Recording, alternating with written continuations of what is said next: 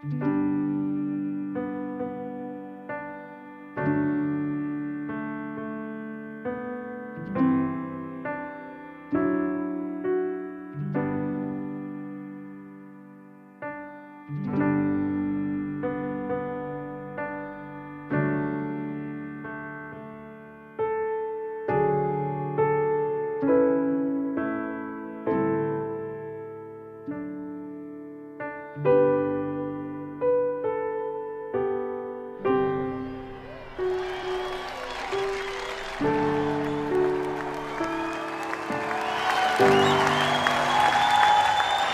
you glad to live in the free state of Florida? We are going to carry this torch of freedom onward because our mission is very simple. We are keeping the state of Florida free. Thank you all. God bless you.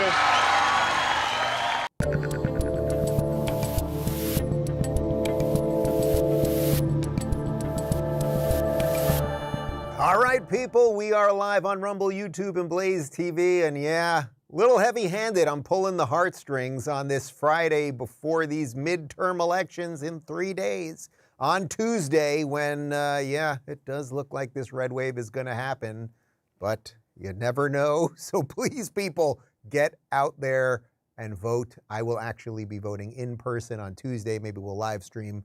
They don't let you get right up. You can't do it from the booth, but maybe a little bit outside. We'll see some freedom lovers in Florida. And we will vote, and then we will live happily ever after. It is Friday, so we got another roundtable extravaganza for you. And joining me today is the host of the You're Welcome podcast, Michael Malice, a lawyer at the Dillon Law Group, Ron Coleman, and host of Viva Barnes Law on locals.com, Viva Frei. Gentlemen, welcome to the show. Thank you, David. TGIF. Professional people with me today, finally.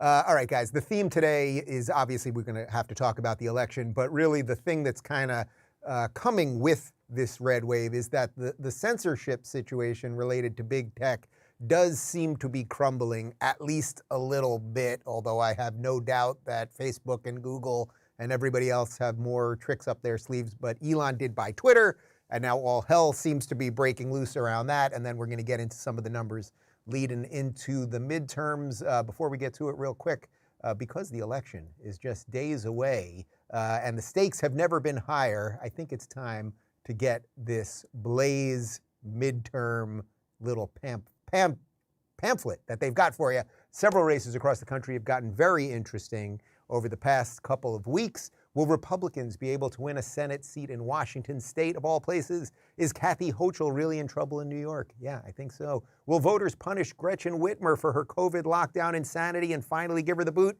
There's a ton to cover this election cycle, and The Blaze has you covered. Go over to theblaze.com/election guide and receive a free copy of Blaze Media's ultimate guide to the midterms delivered right to your inbox. That's theblaze.com/election guide, and they'll send you everything you need to know to be ready for big election night. And now back to me. Okay, so let's do the tech portion of this first. Big thing, of course, in the last week is that Elon Musk is now the CEO of Twitter. He felt that going to Mars wasn't enough, and he walked in to Twitter offices with a sink. It's like getting this and what was it today? You just can't help it. That's it. Let that sink in, people. You get it? Benny Johnson on Twitter, friend of the show, he was one of the first people to break that Elon Musk had fired Vijaya Gadde, the head of legal policy, trust, and safety, who made the decision to permanently suspend Donald Trump. And you guys remember her. She, of course, was the one who went on Joe Rogan's podcast with Tim Pool and pretty much dropped the ball. We should have seen all of this coming. So let's start with that. Viva, I take it. Well, first off, you're a new Floridian. Everyone knows that. You fled Canada. You're here in free Florida. But you pay attention to a lot of the tech stuff. I mean, this Elon thing, this is all good for people that like free speech and freedom, right? Well, okay, it's a risk. First of all, the joke, let that sink in, makes no sense if you don't understand he's bringing a sink in. I thought it was a computer, and it took me forever to get the joke. It's an actual sink. It's porcelain, an actual the whole sink. thing. It looks good. He's certainly been walking the walk to some extent. I still have my own concerns because Elon is involved in businesses that rely on government authorization, government approvals to some extent. He's not corruption free. He's not blackmail free. It's conceivable he might succumb to the pressure of don't do certain things on Twitter, or we might frustrate some of your other businesses which are heavily reliant on government authorization. But so far, so good. And anything that makes AOC unhappy might be a good thing to a great many people. All right, perfect segue. So let's get to the AOC stuff, and then Malice, I want you to comment on that. So AOC, she's not happy that a billionaire is going to own Twitter. She seems to have no problem with the billionaire who owns the Washington Post, but that's a separate aside. Here's a tweet from AOC. LMAO at a billionaire earnestly trying to sell people on the idea that free speech is actually an 8-month subscription plan, to which Elon Musk replied, "Your feedback is appreciated. Now pay $8. And then in perfect troll form, he posted this from AOC's website. Yeah, she sells a sweatshirt on her website for $58. Just on the factual side of this thing, Elon is not going to charge everyone $8. He is potentially going to charge people $8 to be verified so that you would know that you're talking to the real person. Malice, you must love the troll portion of this, right? That Elon is not just that he bought the thing and that maybe free speech will be defended a bit more, but the troll part is kind of, this is Malice territory. Can we put her sweatshirt up again? Did you guys notice she's got those upside down exclamation points around Ocasio? Because, you know, if you're writing in Spanish, you're going to have an upside down exclamation point in the middle of someone's name. That's just logic. I absolutely love it. And I absolutely love that not only is Elon taking the fight to these horrible people. Another good example, Dave, was earlier in the week when Stephen King, America's favorite aging lesbian, was stamping her feet about how I'm not going to pay $20 a month to be verified. The guy's worth 9 figures.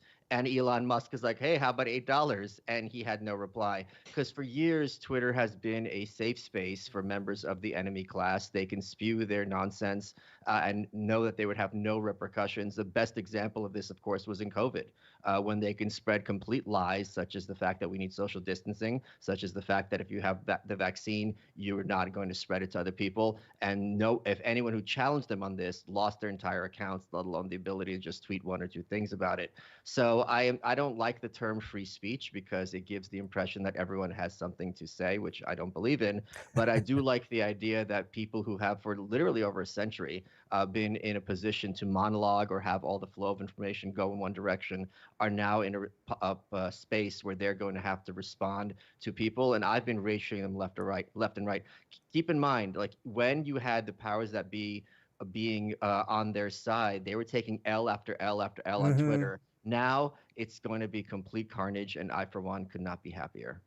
And for the portion of my audience that is not on Twitter, and I often say, God bless you, and don't get on there, I mean, the change in Twitter just in these few days, while clearly they haven't fixed all of it yet, I mean, I'm gaining followers again. I was purging thousands, sometimes a day, before that for the last couple of months, and the engagement's rising again. I mean, obviously they have to go through and find all the gremlins in the system and all that stuff. But I know we can say a ton of great things about Elon, so I want to actually focus on part of what Viva said there for a second. Ron, what do you think about just the fact that he has all these other business concerns and now he's getting involved in this thing? It's like, I know it's hard to run one company. Now the guy's trying to go to Mars and build underground tunnels in Los Angeles and run Twitter and Starlink and a whole bunch more.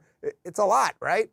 Oh, it's a lot, but, you know, Elon Musk is quite a lot of man. You know, and you know, when we talk about running things, it's like when people talk about running the country. The president doesn't run the country. The president doesn't even run the government. In fact, under Trump, the president didn't even run the White House.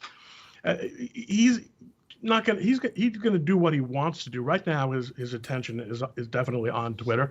But I think, I mean, the point that Viva made about his susceptibility to government pressure, in a way, it's actually ideal because everyone certainly in this high state power regime that we're in right now, everyone is susceptible to government power. Mm-hmm. So the more powerful and influential and popular a person is, the better chance he has of resisting that government power. And plus, what alternatives are we positing? It's the government power versus what there is right now, which turns out was actually an entirely Democratic Party op being run under the cover of a private company. Yeah. Viva, are you surprised how many people sort of openly are upset with Elon? Like the guys literally just come in and say, hey, I'm going to defend free speech as much as possible. I'm not going to put my hand on the scale. You would think that most people would be for that, yet he's got AOC, he's panties in a tizzy, and everything else.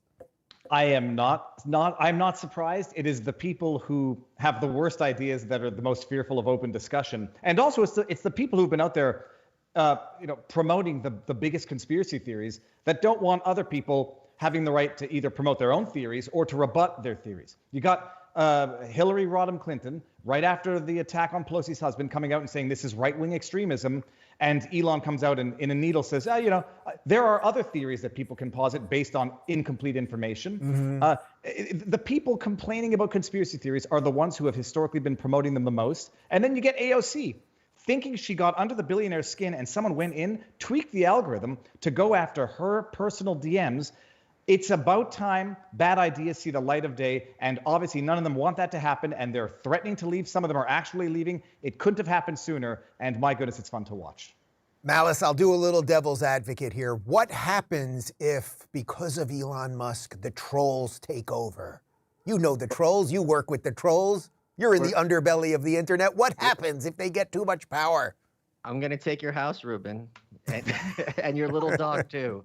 The term troll has a couple of meanings. I can say this as a professional troll.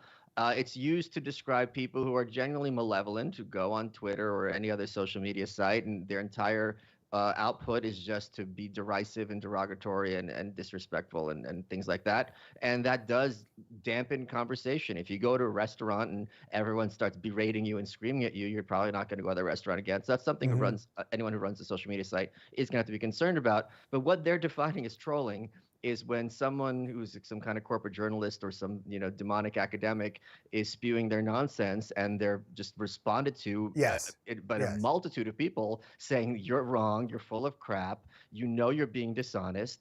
And now, because in their offices, no one talks to them like this. In their daily lives, no one talks to them like this. It's, yes, Mr. Jones, or yes, Ms. Smith. Now they're being called out as, agents of the regime. Now they're regarding it as undeserved and trolling, and this is causing them a problem. But I disagree a little bit with Viva. No one's going anywhere. Remember when Neil Young said he was leaving Spotify, and then some Joni Mitchell joined on, and they were trying to make it like, oh, because of Rogan, everyone's leaving Spotify. Nothing happened. No one cared. The best example of this is Jamila Jamil, who in April was like, oh my God, I can't handle it here anymore. Oh, I'm leaving Twitter. And if you look at her tweet right now, she's right back because she's up for some People's Choice Award for She-Hulk. So these people don't know what burrow to scurry to. So they're going to go where the conversation is. And for better for worse right now, that's Twitter. I've been following a few of them who have been saying they're going to leave. At least one of them has, in fact, seemingly left. The account was no longer active. I don't know who the people are. Who left? I'll send it afterwards. I can't no longer remember the active name. And left are two. I'm no longer active every Friday night to Saturday night. Okay. No, but this was like you couldn't find the account. I'll tweet it out. It was one person who seemed to have made good on her promise. I had no idea who she was before. You don't know that name of. It's not like it's a big name. Right. True. I heard a rumor that actor Tia Leone was going to leave. It's like, how can we all be on Twitter without Tia Leone? Right. I like Deep Impact. Decent movie, but come on. You don't even know. That's the thing. Her name's Taya. Oh, great actress. Love her. Absolutely love her. Ron, go ahead. No, just do we want to make sure we have all the names pronounced right? Okay. No, even if 200 of them, even if every attendee of the Oscars left, would that in any way degrade the experience of the vast majority of Americans? I don't think so. What's also interesting about this is, these are the same people that for years were telling us to build our own internet, build our own social media companies. Well, some people did, right? I built Locals. Rumble was built, Parler, although it was taken out now Kanye's got it. I mean, conservatives or whatever did build a couple things. I suspect that the people who are all about equity really won't have the wherewithal to build much of anything.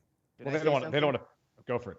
My concern isn't that these people leave Twitter. My hope is that they leave the Earth. And with Elon in charge and his rockets, we can get that achieved in our lifetime. That would have been the move. That would have been the move, that he gets them off Twitter and then just offers them a rocket ship into oblivion. If Viva, people like finish us up Stephen here. King, if Stephen King, Rob Reich, Rob Reiner, if a bunch of these people left Twitter, yeah, I would be missing people to criticize and show how absurdly idiotic they are. So true. The biggest thorns or the loudest mouths are still going to stay there because they need the engagement, they need the affirmation, and they need the conflict. And that me too as well. I'm on Twitter to know what the opposing ideas are saying because it's no good being in an echo chamber. So let's just hope that Twitter doesn't turn into a conservative echo chamber, but I doubt that will ever happen. No chance. I'm basically only on Twitter to see who you're fighting with, Viva. That's pretty much that's pretty much the only reason I'm there at this point.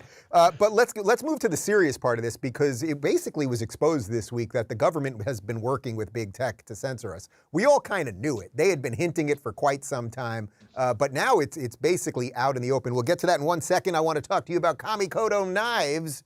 It's time to up your kitchen knife game, people. Using traditional techniques, you know it, Ron. Kamikoto crafts beautiful knives using steel sourced from Japan. Each blade is made with techniques that have been honed and perfected by generations of knife smiths. They come in a beautiful heavy-duty ash wood box, and every blade is individually inspected and comes with a lifetime guarantee.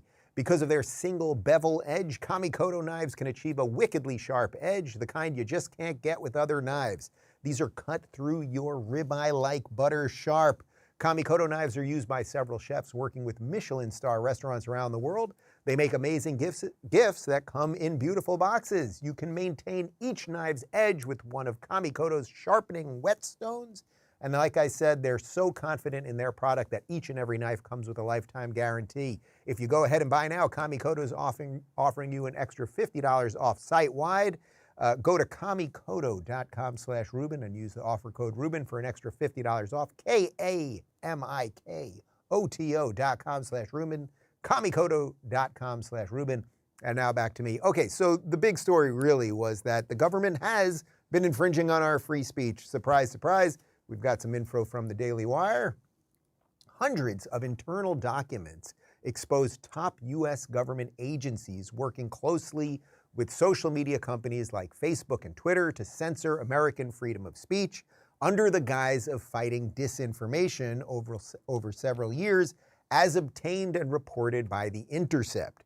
One of the cozy relationships highlighted in the report shows a text from earlier this year between former DHS official and current Microsoft executive Matt Masterson and Jen Easterly, a DHS director, saying, quote, the government needs to get the private sector needs to get more comfortable with government, according to Fang. This is Lee Fang, who's a journalist at The Intercept. According to the report, Fang emphasizes key takeaways showing that DHS plans to target inaccurate information on topics such as the origins of the COVID-19 pandemic and the efficacy of COVID-19 vaccines, racial justice, U.S. withdrawal from Afghanistan, and the nature of U.S. support to Ukraine. So let me start with you, Ron, here, because when I saw this whole thing a couple days ago, well, first off, it did not surprise me. As everyone watching this knows, back in July of 2021, I tweeted out that vaccines weren't working,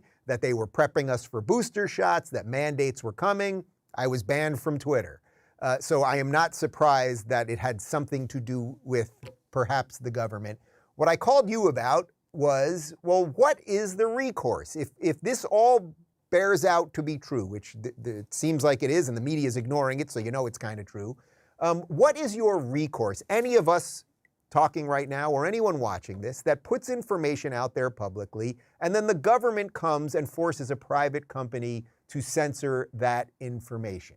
What do we do about this? You know, Dave, the last time you and I spoke on the air was when we were in the company of Rogan O'Handley, DC Drano, who called out this precise thing with receipts at the state level.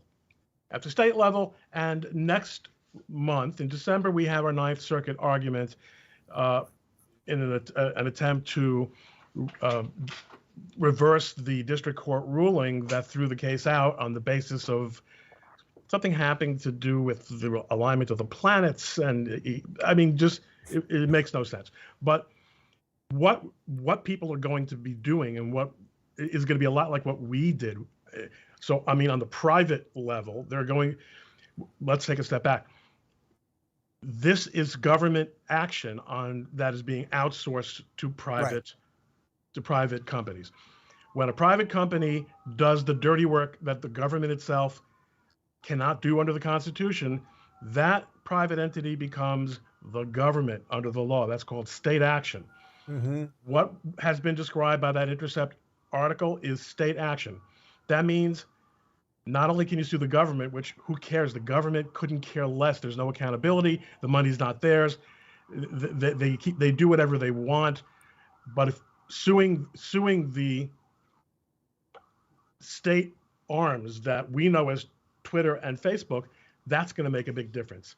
That is an absolute game changer. And bravo to The Intercept, which, remember, is the outlet that kicked out Glenn Greenwald for being too much of a journalist and going too far against the left-wing narrative. They nonetheless went ahead and published this article.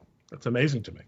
Right. So it's fascinating to me because it's like, okay, can we sue the government? What are we suing the government for? It's our own money, but they've outsourced the tyranny, in essence. Viva, you're also a lawyer. You come from Canada, where you guys do not have First Amendment protections, but this has got to be pretty annoying for a Canadian as well. Look, I'm a Canadian lawyer, a Quebec attorney, more specifically. So I'm not a lawyer in the States, but I've learned a little bit in the last few years, especially with with Robert Barnes as a mentor. And the argument is going to be, are they acting as state actors? The defense has always been private companies, Section 230 immunity. If you don't like it, it's a private company. The argument, the flip side to that was, well, if they're doing what the government is telling them to do, they become state actors. The flip side argument to that is, and it's going to be the government's position, we didn't coerce them. We didn't tell them what to do. This was just recommendations. They did it on their own. So it's still private actors, still Section 230 immunity. It's all a load of garbage. I mean, we've known it for a while now. We've known about the back channels since Psaki accidentally mentioned it. It's egregious. It takes a judge with a little bit of judicial honesty, judicial integrity to say, when the government nudges you, that's effectively a proverbial gun to your head. I mean, they know damn well when you get a visit from the FBI to Zuckerberg saying, oh, mate, watch out for disinformation. We know that that's the mobster coming saying, you have a nice business here. It would be a shame if something happens to it. It's about time. It's going to take many, many lawsuits because one has to pierce the reluctance of the courts. This is one big step closer, assuming all of the details are true. Yeah, that's a great point. And what's interesting about this, Malice, I think, is that it's not, first off, we kind of knew it, right? Psaki admitted it, as Viva just said, over a year ago. She said that the administration flags posts for Facebook. So it's not forcing them necessarily, but yes, it is that mafia tactic. Maybe we'll break you up. Maybe we'll show up at the offices, et cetera. But what I thought was interesting about what they uncovered is that it wasn't just COVID related. The Afghanistan withdrawal, racial justice. I mean, we have been manipulated in ways that we truly can't fathom. That's what I think. Well, here's one way that we're manipulated that I think some people on this show might be not comfortable acknowledging, which is that the idea that the Republican Party is going to do anything about this. The DHS and Facebook and Twitter are absolutely right in pursuing this course of action and maintaining their own power because there's no consequences whatsoever for them as entities or as individuals for putting forth this charade on the American people. We saw what started during the Trump administration. This has to have started during the Trump administration. No, my point is, if you look at what happened with Kavanaugh, none of the Democratic senators, none of the staffers, Julie Swetnick, Michael Avenatti had consequences as a result of this.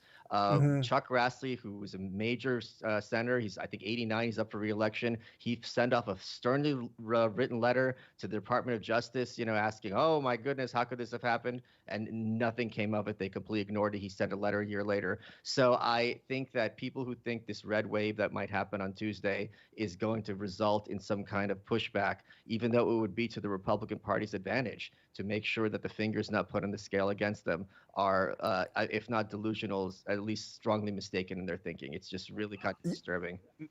Go ahead, Viva. I think we should all jump in on that one, but go ahead. Well, because Malice might be a little too black-pilled. I think this. My book's called The White Pill. I'm not black-pilled at all. No. Cynical. Stop.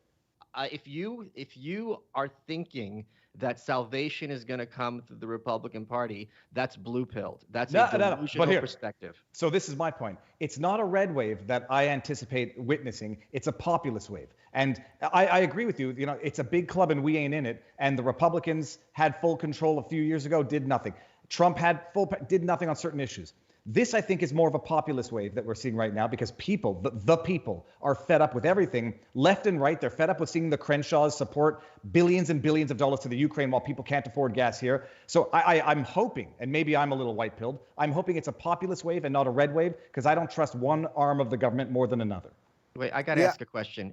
Are you telling me with a straight face that Mitch McConnell and Kevin McCarthy are interested in populism?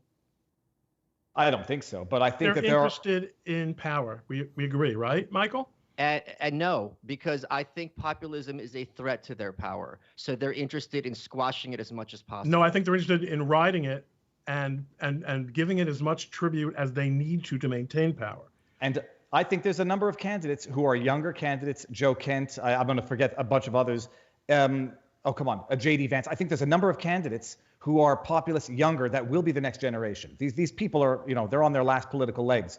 So whether or not they are power hungry, everybody in politics is. I think what we're seeing is a younger generation of populist representatives coming up because the people are fed up with everything. By the way, Malice, I have no illusions about what the Republicans actually are. I just think that they're a little bit better than the Democrats. And certainly at a state level, they can do a lot more to maintain people being free. But I agree, we do all these sham, they're not trials, we do these sham, ridiculous things where Ted Cruz gets up there, and I like Ted Cruz, but then asks Zuckerberg all these questions. They catch them all red-handed. They get them in all the lies. And you're right, nothing ever changes. So I don't expect anything truly magical to happen. But I think it might be a little bit better. And I also agree with Ron that it would be more about riding the wave rather than doing anything sort of proactively. Arguably, there's also there's a supply and a demand issue. So in the terms of will there be retribution, will there be consequences, presidents pretty much still run the country. So even if the Republicans have both houses of Congress, they don't have a veto-proof majority. And besides, federal judges are the last. They decide what the law is in this country. So you could pass all the legislation you want. It's going to be up to the judiciary what the actual law is in this country. But on the other hand, there's the push phenomenon, which is when the Democrats control all of both houses of Congress. That results in things happening that won't happen if the Republicans control Congress. So these are subtle distinctions, but I think, Michael, and I'm going to call you Michael. I know that the custom has become to call you Malice for some reason on this podcast, but I think you're a good boy, and I'm going to call you by your first name. Okay, cool story. I think it's not as bleak. I have no idea what's going on. What is this, a Grandpa Simpson moment? What is happening? You didn't realize that Dave called you Malice several times? I call him Malice. Wait, all right, hang on here because my name. But Ron, let me just ask you a question. People call me Coleman. If you have these congressional hearings and you have people like Zuckerberg or agents of Twitter lying to Congress under oath, is it your belief that when there is a Republican president, Republican Department of Justice, they're going to have the slightest bit of consequences of what they did? Meanwhile, Steve Bannon's going to jail. What is your honest opinion? Well, the Department of Justice is still under the executive. So when they have a Republican Department of Justice and they're lying under oath now. If we're 4 years from now, we have a Republican president. 2. I mean, we're 2 years after now, so we've changed everything over. Okay. No, I don't think so. But I don't think that's necessary. I don't think that's necessary to result in a very meaningful improvement. Because I'm actually not an advocate, and I get killed on this all the time on Twitter. I'm not an advocate of being as abusive of power and as cynical and wicked as the Democrats are, because now it's our turn. I know many people think, well, that makes me a wimp and maybe even a rhino. I've got a lunatic calling me a MAGA lawyer on Twitter for the last 2 weeks. But I don't think that's the way to go. I think the way to go is to actually seek to have good government. But at least let's first get the bad government out. So your plan for the future is when the Democrats are in power, they're vindictive and blocking people away. And the Republicans in power, they sit in their hands and they have good government. Can you see how that needle is going to turn over the next coming years? In what direction? Well, the trend, listen, you're asking me these questions in order to demonstrate the fact that more aggressive action on behalf of Republicans in power has to happen. I'm not going to disagree with you. What we've seen so far has been manifestly insufficient, and that includes during the Trump administration, and it includes, something has to be done differently. Do Republicans realize that? Going back to Viva's point, do Republicans realize what side of the bread is buttered this time around? Maybe, maybe not. I don't know. But again, Michael, all we can do, it's a two-party system. So this is what we got. And I'll say to Malice, you don't defeat the enemy by becoming the enemy, and you don't defeat the monster by becoming the monster. So I would not like to see the same type of actual judicial abuse, but I would not mind seeing open hearings, with Fauci, with a number of others who were in charge of the COVID response. I wouldn't mind seeing open hearings on a number of issues where, at the very least, sunlight itself would reveal something, and then it would be up to the people to decide, well, how much of this ship do we need to right in the direction? It's a big ship. It turns slowly, and it has to be righted slowly. But Malice, I'm curious. Do you think that, let's say there is this red wave, and I get all of your reservations of why these people won't change anything, and as I said, they might just be marginally better in that, or at least stop a little bit of the bloodletting or something like that. But do you not think there's any chance that if there really was this massive red wave and that we hauled out, let's say, a Fauci or somebody in front of real congressional hearings, do you think there's literally zero chance that anyone would pay any price? Well, there's not literally zero chance, but I mean, you just heard Ron and Viva say that, on the one hand, you're going to have vindictive people being put in jail, you're going to have people's lives ruined, and the response should be hearings where nothing happens as a consequence. This is just on paper. Which of those two teams would you rather be? The one who's imprisoning their political opponents, or the one who's having hearings and everyone? The thing I think you guys are missing, or you disagree with, is you think people like Vijaya or the former CEO of Twitter or Lois Lerner would experience anything remotely close to shame. So if they're on TV and Ted Cruz and Rand Paul are wagging their finger at them and telling them terrible, this is a point of pride for them to take back to their team, and they know nothing's going to happen as a result of them. So of course they would do it again. If you have no consequence, if I'm a shoplifter, right, and I'm stealing from this store, and once in a while, this is how it's happening with crime in different cities, and I get caught once in a while, I have to return whatever I stole, the stereo, but I'm left out on the street, I'm going to keep trying to steal the stereo because sometimes I'm going to get away with it. So yeah, I think the one difference. Let me finish my point. As long as Republicans are sitting here on this panel publicly saying, well, we don't want to be mean, we don't want to be the monster is going to beat the villagers. Yeah, I think in a bizarre sense we're actually agreeing, because I think that there is a chance that they will have enough juice. There will be a cultural shift after this election that there will have to be somebody that will kind of pay for some of this stuff, and it won't be fully sham. All right, last thought on this one. Do you know why that's wrong? Because you don't do it by putting people like Dr. Oz in the Senate, who's campaigning on working with the Democrats. You do it by punishing the Republican Party when they nominate people like that and making sure you put the crazies in. I have my theories on Dr. Oz, but all right, wait. I want to do one thing, Viva, related to you, because with everything we're talking about here, you actually got suspended on Twitter this week post Elon taking over. You were suspended because you were talking about this crazy Paul Pelosi attack in San Francisco that the police weren't watching the cameras. There's no video footage of. The whole thing is so freaking bizarre. But Hillary and Ilhan Omar know that it was a crazed MAGA right-wing maniac. What happened here? Well, what happened here? Can you believe that the media has just stopped talking about it 2 days later? Yeah, it's over. It's nuts. And right, we got it all under wraps, except now the guy's pleading not guilty. They don't have the body cam footage. Apparently, there was a live feed of a video either outside Pelosi's house or inside. They weren't surveilling it at the time. Okay, good, incompetent cops. But that doesn't mean that they don't have the video footage still. And I'm sure they do, because everybody has security that keeps the video for at least 30 days. No, I got locked out for an innocuous tweet talking to Matt Gertz from Media Matters, saying, dude, you had a 16-thread tweet with yourself talking about how this was clearly right-wing. Now everyone's going to be duped by Elon Musk misinformation. And you've come to some pretty radical conclusions in the absence of even having seen the video footage, which nobody's seen yet, At the time, we didn't know where the clothes were because we were still under the impression he was in his underwear. That's been pulled back. And you call other people conspiracy theorists. And then within 30 seconds of that tweet, I was locked out for 26 hours. Back in, tweet still up, never deleted the tweet. No explanation from Twitter as of yet. Elon, I expect an explanation. Well, I assume Elon's watching this, and we all want to push Elon to make it a better product.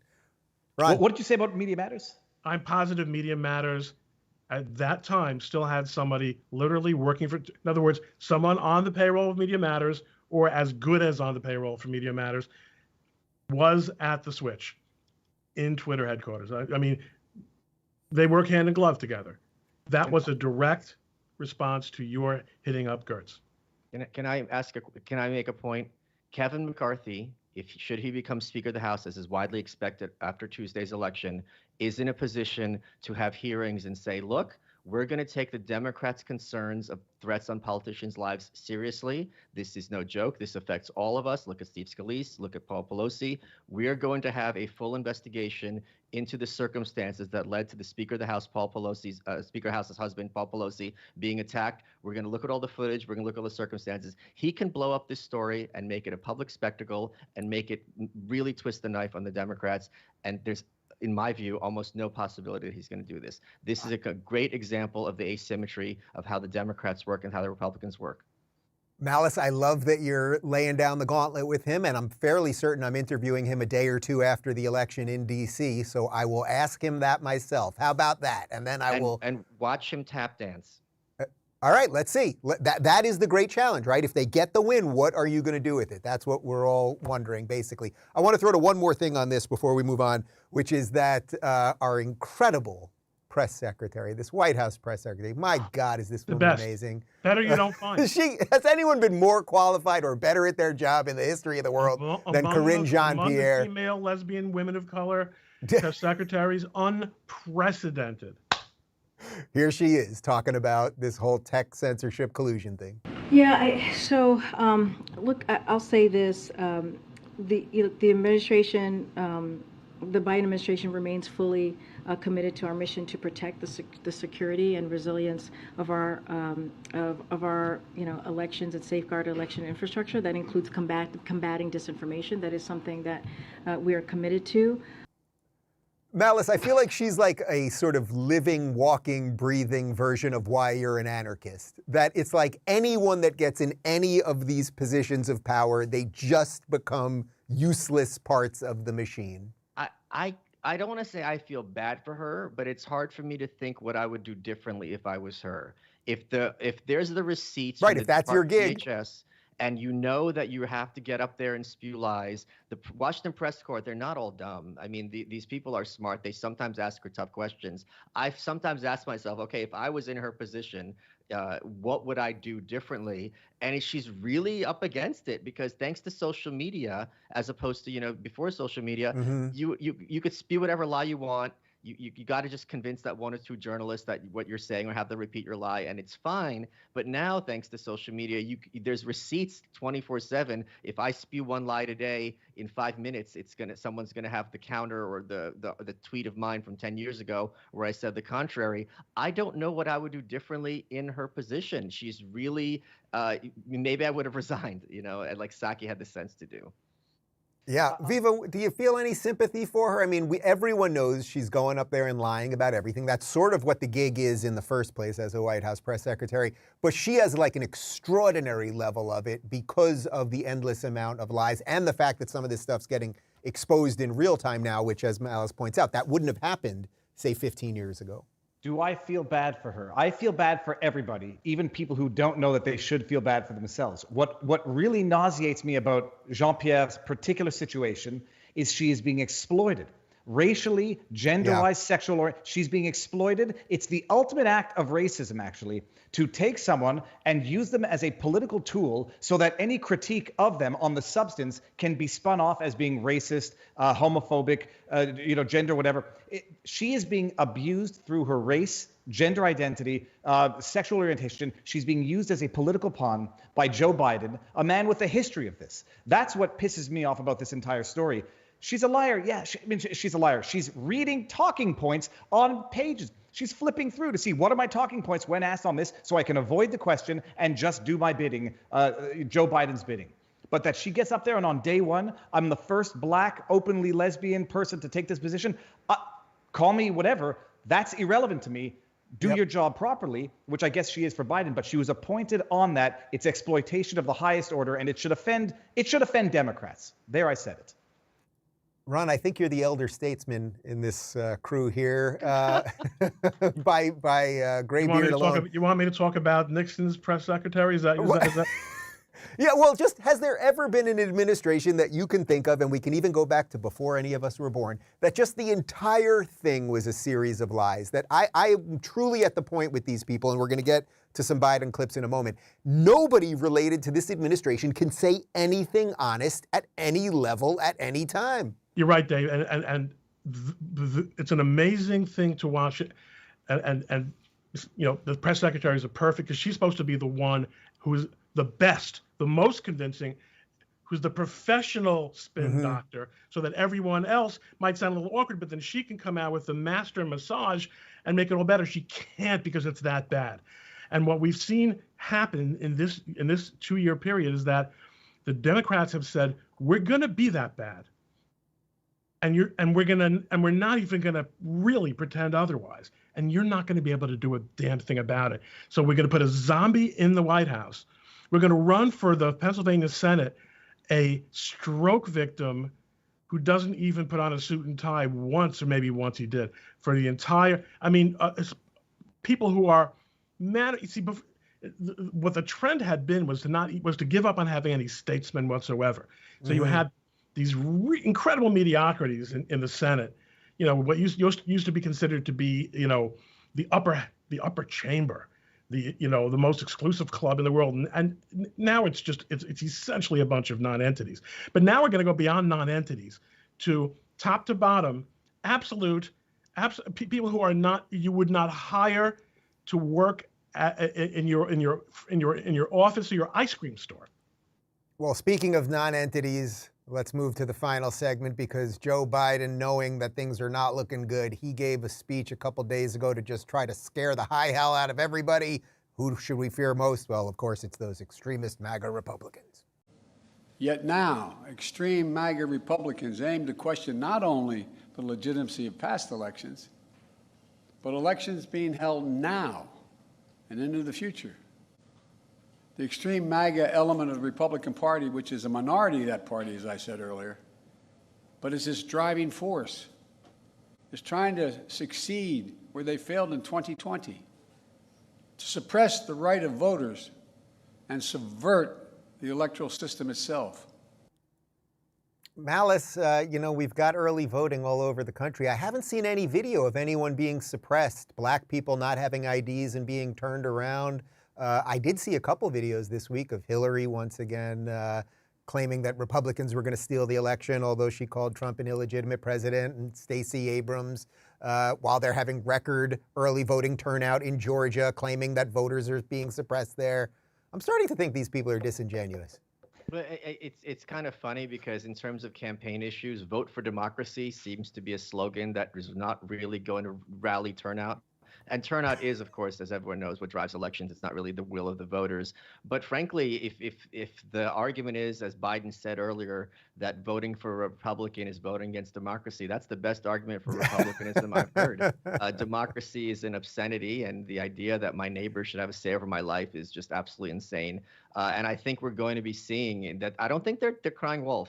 I think we're going to be seeing in the next 10, 15 years, Republican-led states that are going to be tightening restrictions on ballot access. And I think that's a good thing because there's far too many people who have a say about things that they have no idea about and shouldn't be running their mouths about. And I say this ironically and not ironically. Well, okay, so here's another clip from that very same thing. It's a perfect segue. Thank you, Malice.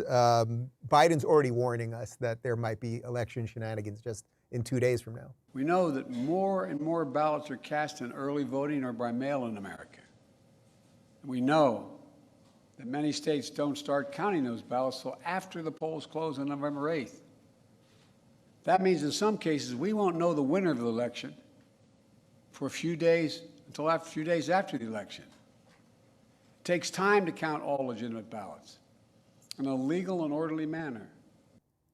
Ron, it seems pretty freaking obvious. Am I cynical or what? I mean, is he basically just saying, hey, you know, a pipe is going to burst somewhere in Philadelphia on election night, and, you know, what can we do about it? Okay, so let me tell you one thing about Philadelphia. You don't need a pipe to burst to cheat in Philadelphia. Cheating in Philadelphia is open and notorious. It's been going on for decades. Republicans have done nothing about it whatsoever. Pipe bursts are in other places, but, you know, my understanding is that, you know, I can't reveal too much, but I can tell you the GOP has sent out crack teams of plumbers to key precincts where there will be repairs available 24/7. So not this time. Not this time, Satan. I mean, Viva, this concept, though, that, you know, they're prepping people to just not expect election results on election night, it's gotten worse and worse over the last couple of years. But now they're just outright telling you, hey, we just got to figure out enough time to get the results we want. I'm young. I'm only 42. When in the history of modern politics have we gotten used to the idea that you do not know the results as a rule on election day itself? It's occasionally happened when there was litigation. I remember back in 2000. But now it's become the rule that you have your elections and then it takes you a few days, sometimes a week, to count the ballots. This is a devolution of technology, not an evolution. I don't know if that's the right word. But we're regressing. This is not progress. But the idea...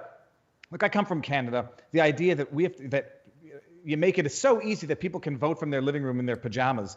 In Canada, you have to have a piece of ID, 2 documents to show that you still live at that address. The idea that they've made it so easy that you could just take bags full to drop off boxes and then we'll count them later and the dates don't really matter if they came in, you know, the day after. It's preposterous. It's abusive. And the only reason some people tolerate it is because they are still running around saying Trump is a jagoff in their political ads because that's the platform.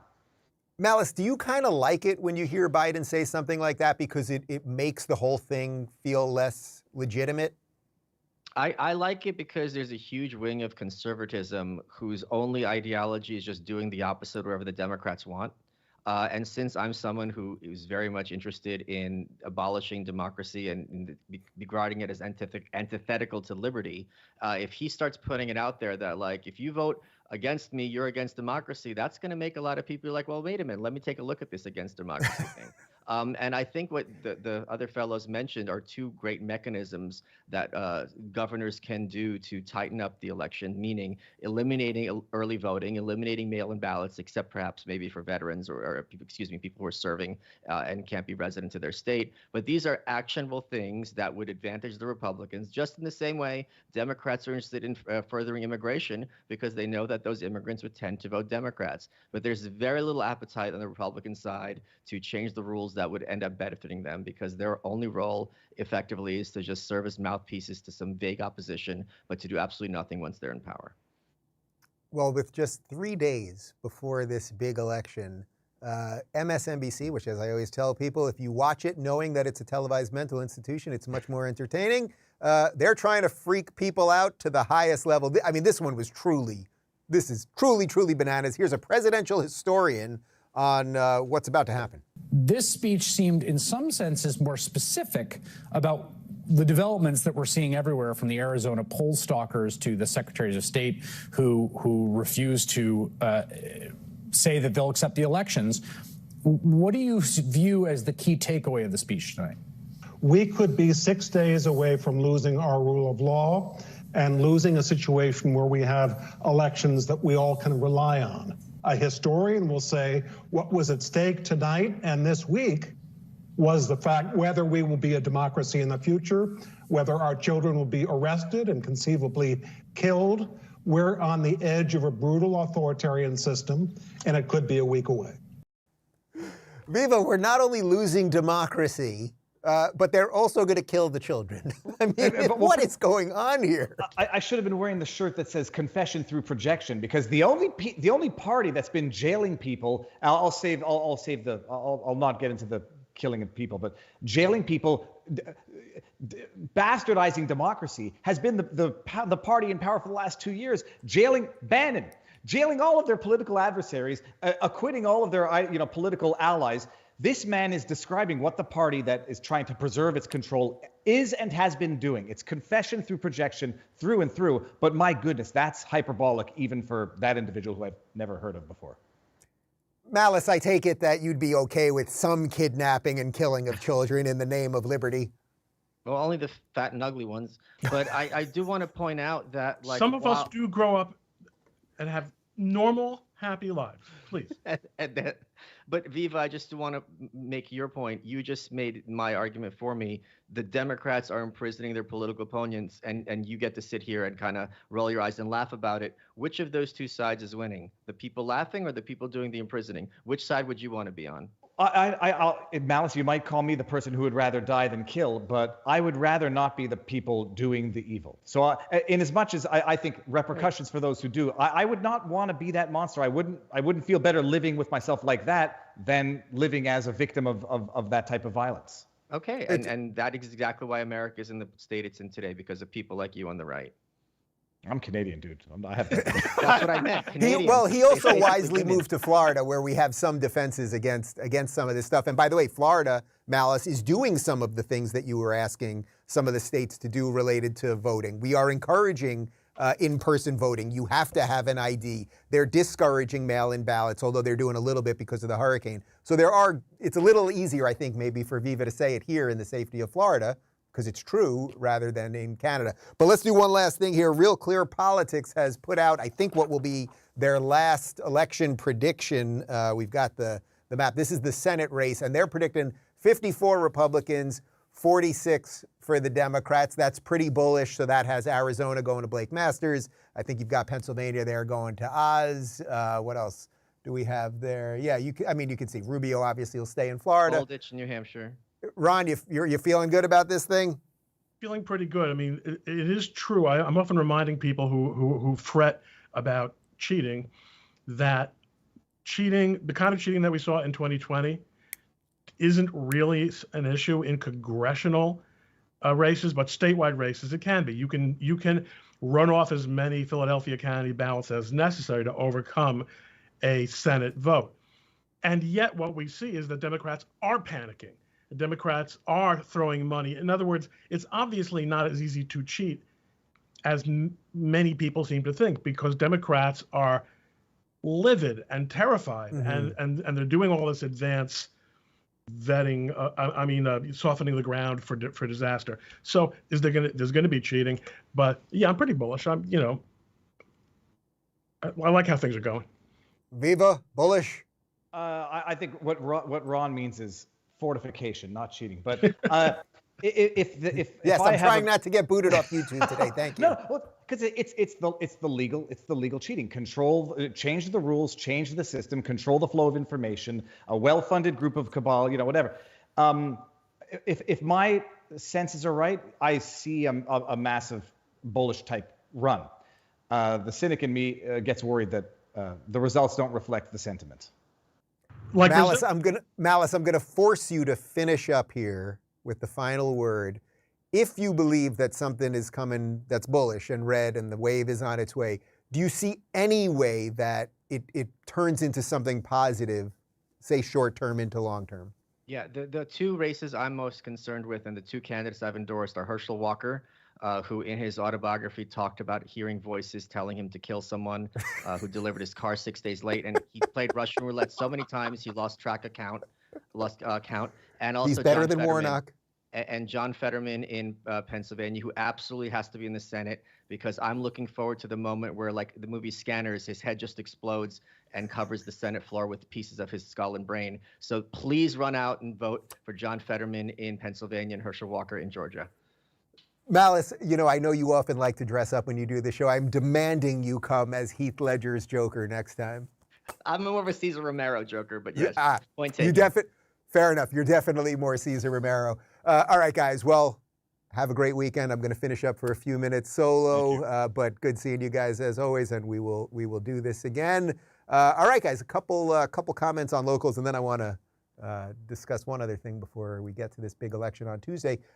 Amy says, I certainly hope that there will be enough new blood in Congress that will stand up for the people and against the machine. Right, that's really the issue that Malice is talking about. It's like, okay, if we get these Republicans in Is there any evidence to think they will do anything other than just protect their new level of power? I don't know. I think that's why the state level matters way more than the national level. It just is the case. Do I expect the Senate, even if it's 54 Republicans, to do anything amazing and really drag Fauci out there and bring out the big tech people and then do anything about it? I'm not so sure, but what we can control is our local lives, and I think Florida is the best example of that. Peter says, I hope the American experiment will continue to survive if censorship takes hold in the U.S. I see no hope. Well, that's why this censorship thing has been so important. That's why it was so vital to expose what the CIA and the FBI were doing with big tech. And ironically, I mean, we should have grabbed that headline. I checked the day that the story broke to see if this story was on CNN's front page.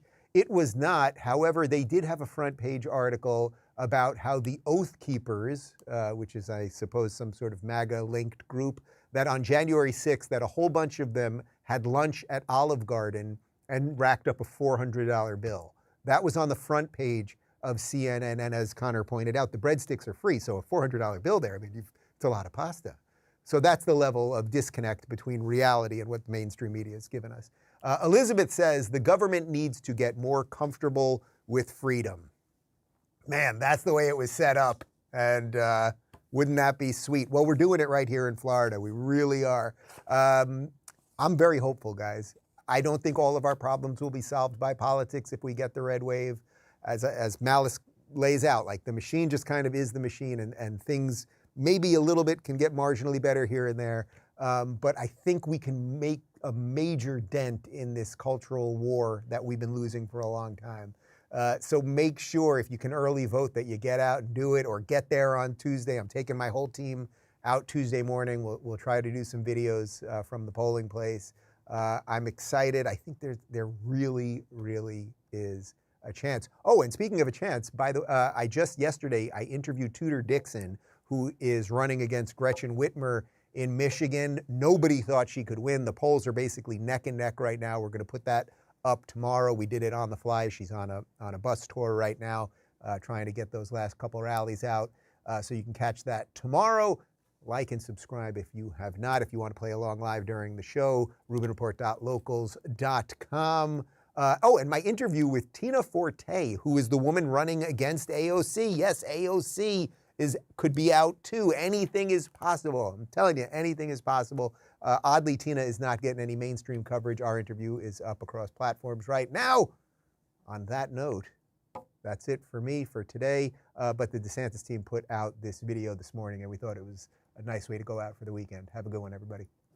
And on the 8th day, God looked down on his planned paradise and said, I need a protector.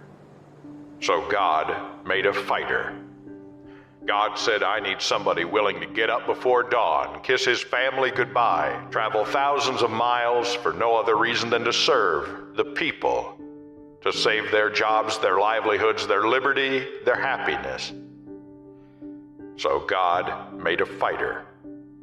God said, I need someone to be strong, advocate truth in the midst of hysteria, someone who challenges conventional wisdom and isn't afraid to defend what he knows to be right and just. So God made a fighter. God said, I need somebody who will take the arrows, stand firm in the wake of unrelenting attacks, look a mother in the eyes and tell her that her child will be in school. She can keep her job, go to church, eat dinner with friends, and hold the hand of an aging parent taking their breath for the last time. So God made a fighter. God said, I need a family man, a man who would laugh and then sigh and then reply with smiling eyes when his daughter says she wants to spend her life doing what Dad does. So God made a fighter.